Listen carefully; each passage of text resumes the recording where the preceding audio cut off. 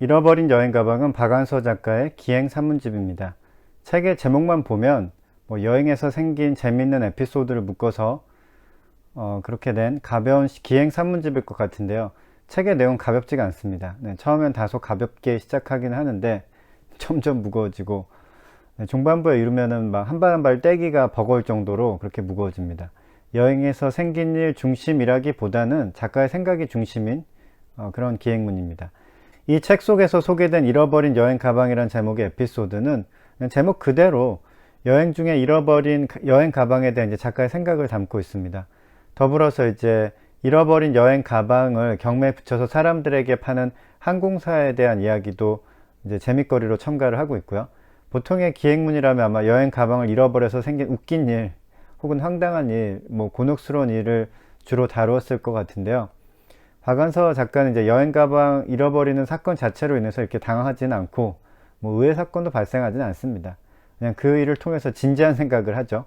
책은 총 4부로 이루어져 있고요. 잃어버린 여행 가방은 2부 1장에 있습니다. 그때까지만 해도 저는 이 책이 가벼운 책이라고 생각했어요. 그런데 그 다음부터 이제 박완서 작가의 힘든 여행기가 이어지더라고요. 점점 더 고된 여행기가 나오더니 4부에서 이제 티베트와 카트만두 기행은 읽는 사람도 같이 힘들게 했습니다. 왜 이렇게 고되게 여행을 다니셨을까 하고 궁금했는데 책 뒤에 붙이는 글을 보니까 그 이유를 알 수 있었습니다. 이 기행 산문집은 1997년 학고제에서 나온 이제 티베트 네팔 기행문 모독을 재출판한 책입니다. 그래서 이제 기존의 기행문과 조화를 이루도록 하기 위해서 혹독한 여행기 위주로 이제 담은 것입니다. 다행하게도 국내 여행지는 오지 체험이 아니라 이제 박완서 작가가 즐겨 찾는 그런 고장에 대한 이야기여서 국내 여행 기록을 담은 책의 초반부는 좀 가볍게 읽을 수 있었습니다. 여기에 나온 여행지는 사람들이 즐겨 찾는 곳이 아닙니다. 그래서 사실 저는 두 가지 상반된 생각이 동시에 들었는데요. 하나는 나도 박완서 작가가 간 곳에 가보고 싶다, 그런 생각이 들었습니다. 국외 여행지는 이제 가기 어렵더라도 국내는 어렵지 않게 갈 수 있고 나도 이런 곳에 가면 박완서 작가가 느꼈던 것을 같이 공유할 수 있지 않을까 하는 기대감 같은 것이 있었습니다. 제일 가보고 싶은 곳은 섬진강이었습니다. 그러나 역시 섬진강변이었다. 푸른들 푸른 나무 사이로 보이는 추수를 앞둔 논의 빛깔은 수시로 아 하는 감탄사가 절로 나올 만큼 아름다웠다.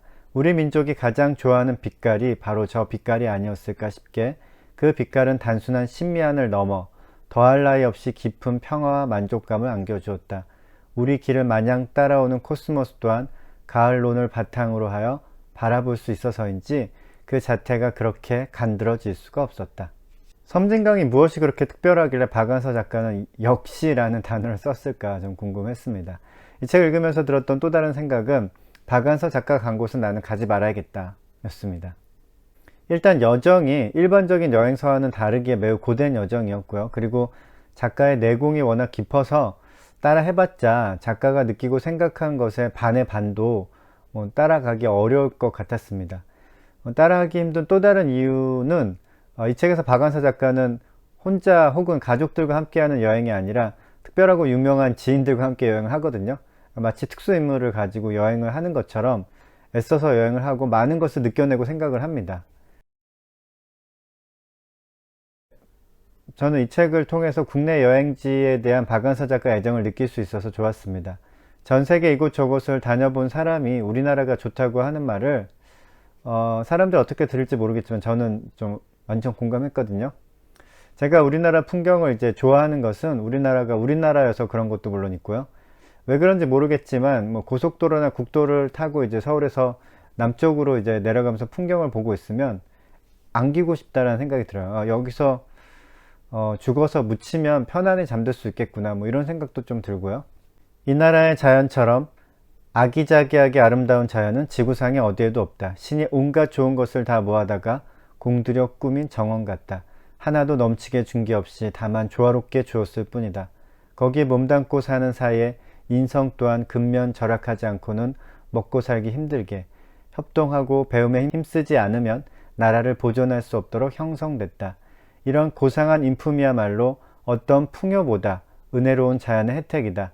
가장 후졌다는 시골이 보석처럼 빛나 보였던 곳도 인간과 자연의 그러한 그지없이 아름다운 조화 때문이 아니었을까? 작가의 해박한 지식을 통해서 여행지에 대한 설명뿐만이 아니라 뜻밖의 정보들도 많이 알 수 있었다는 점도 이 책이 주는 장점입니다. 책을 읽다 보면 박완서 작가는 여행을 통해서 죄책감을 느끼고 있는 것 같기도 합니다. 이 책이 나오기 전에 먼저 출판되었던 기행 산문집의 제목이 모독이었다는 것을 제가 말씀드렸죠.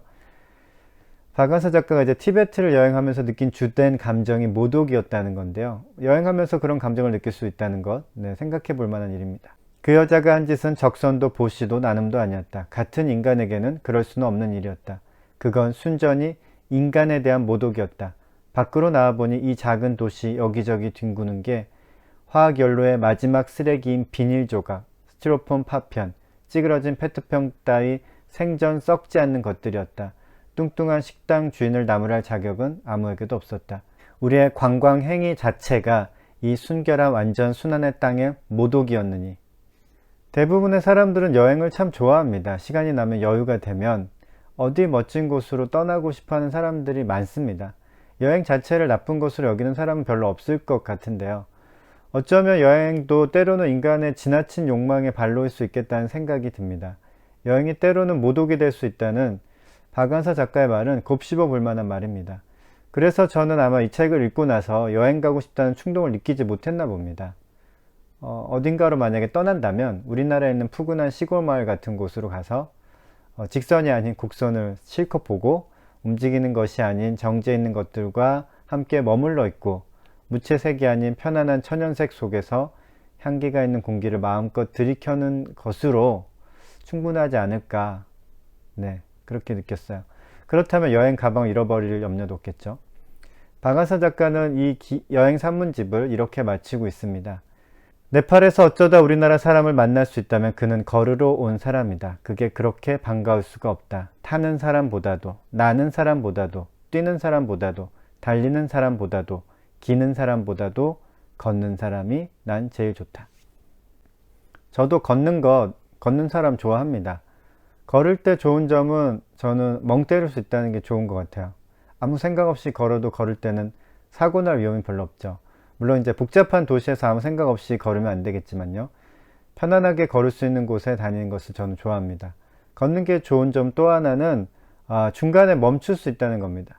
차를 타고 다니면 중간에 마음에 드는 곳이 있어도 마음대로 멈출 수가 없죠. 걸을 때는 하늘이 유난히 파랗다는 이유로도 한참 동안 서 있을 수 있습니다. 걸으면 또 사람들과 대화하기도 좋고요. 그래서 저는 걷는 것처럼 살고 싶어요. 아마 이 책의 마지막 구절은 종종 생각이 날 것 같습니다. 걷는 사람이 난 제일 좋다. 나도 그렇다. 박완서 작가의 잃어버린 여행 가방이었습니다.